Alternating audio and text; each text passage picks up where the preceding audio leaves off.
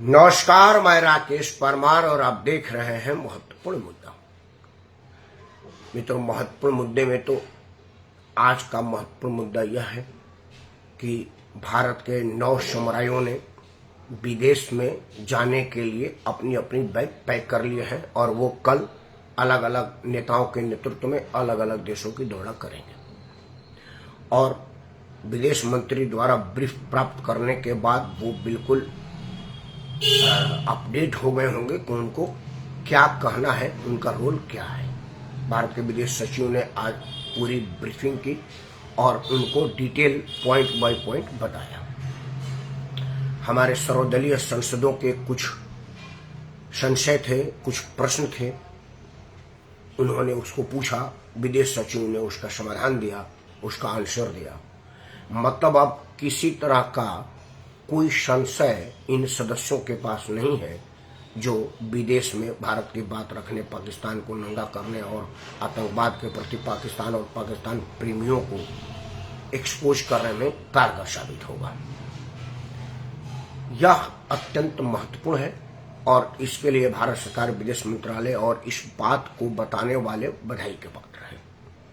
वो सब बड़े सुलझे हुए लोग हैं, लंबा अनुभव है सभी का। उसमें से कोई खुद ही विदेश मंत्री रहा है तो कोई विदेश में सेवा दे चुका है, किसी की पढ़ाई विदेश में हुई है तो किसी को विदेश मामलों की मालूमात नहीं है। लेकिन मैं चिंतित विदेश के मामलों में और विदेश से बिल्कुल नहीं, क्योंकि हमारे सीमा पर जो प्रहरी हैं वो अवेग, अमोघ, अक्षम, अक्षय और साहस से परिपूर्ण है। यह उन्होंने अभी हाल ही में साबित किया है।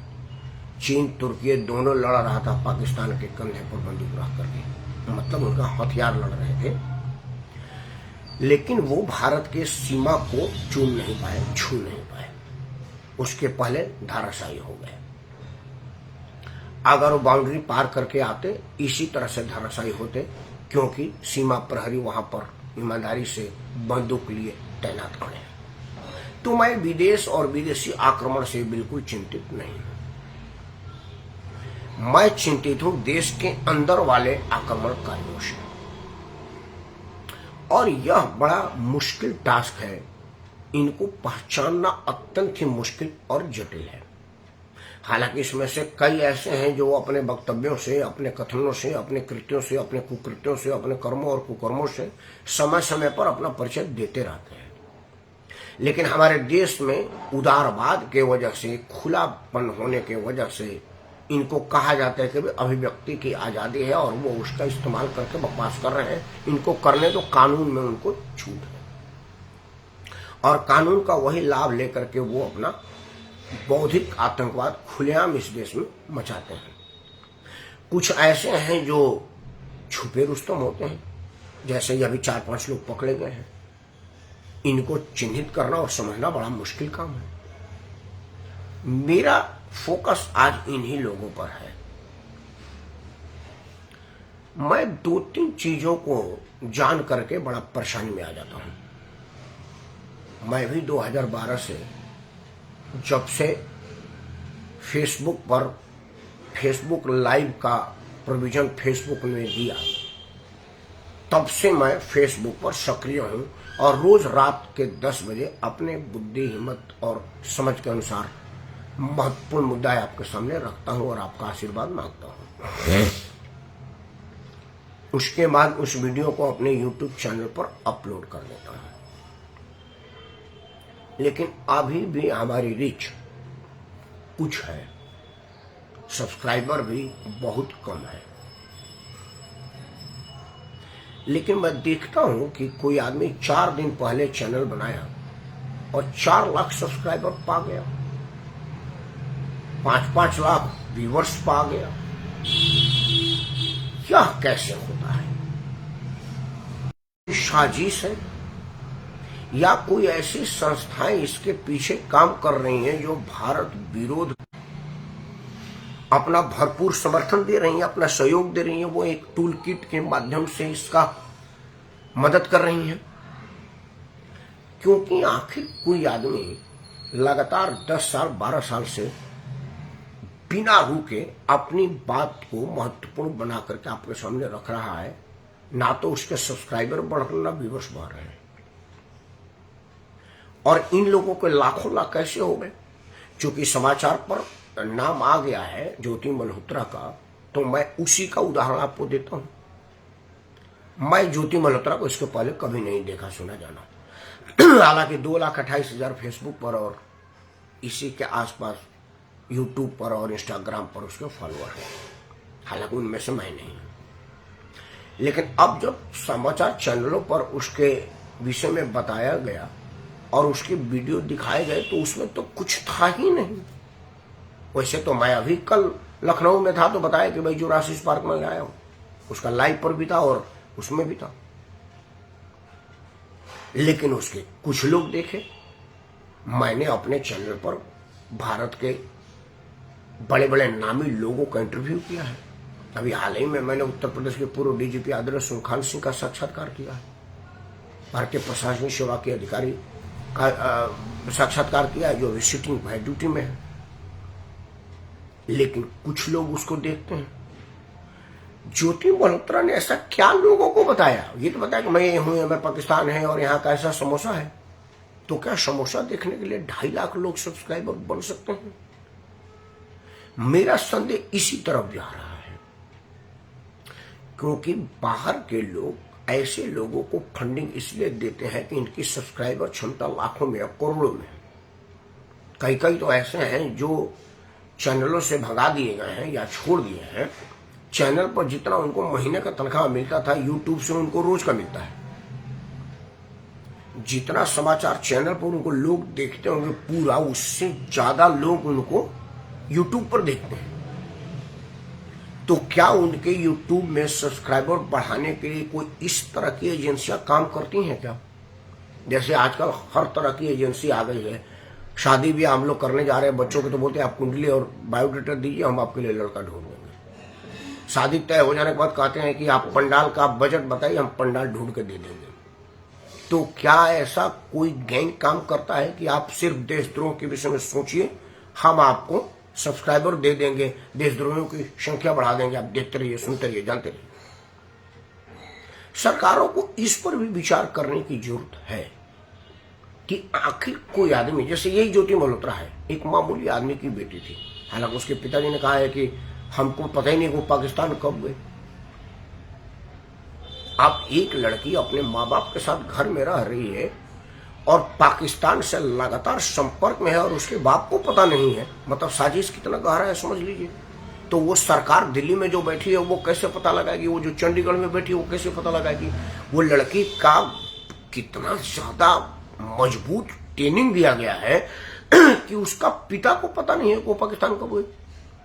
वो कह रहे कि दिल्ली बता के जा रही थी। मतलब दिल्ली बता के पाकिस्तान चला जाना और पाकिस्तानियों से संपर्क करके देश का महत्वपूर्ण जानकारियों को साझा करना, आईएसआई जैसे खतरनाक संगठन में उठ बैठ करना, और घर की पिता को पता नहीं होना, तो आप समझिए ये और भी ज्यादा चिंता में डालता है कि किस तरह की ट्रेनिंग है और किस तरह के लोग उसको उपलब्ध हो रहे हैं। फंडिंग का तो ऑटोमेटिकली पता चल गया कि जिसके घर में 2 वक्त का बढ़िया से खाने का नहीं है, वो 4, 5, 10 देशों की यात्रा कर चुके हैं और लाखों करोड़ रुपया ऐसे देश में उड़ा चुकी है। तो पैसा कहां से और कैसे आ रहा है या तो ऐसे स्वतः समझ आ जाना चाहिए। तो क्या हमारे सरकारों को इस विषय पर विचार नहीं करनी चाहिए कि इन चीजों पर मॉनिटरिंग करें? क्योंकि हर आदमी 140 करोड़ लोगों के घर जाकर के पूछना, पता करना कि भाई तुम विदेश गए तो पैसा कहां से लाए, यह जरा मुश्किल सा टास्क है। लेकिन यह तो फेसबुक, यूट्यूब के सब्सक्राइबर को मॉनिटर किया जा सकता है कि भाई अचानक 500 आदमी से 5 लाख आदमी कैसे हो गए। उसको मॉनिटरिंग में डाल दिया जाए, उसको वॉच में डाल दिया जाए। आजकल तो एक कंपनी में, मैं कानूनी सलाहकार का काम करता हूं कंपनी मामलों का, एक कंपनी में 20 आदमी था और 40 आदमी आ गया तो हमने डाल दिया। अगले दिन पीएफ से नोटिस आ गई कि फ्लक्चुएशन कैसे हो गया आपके। तो इस तरह का जो वॉच सिस्टम है वो भारत सरकार क्यों नहीं डेवलप कर रही है?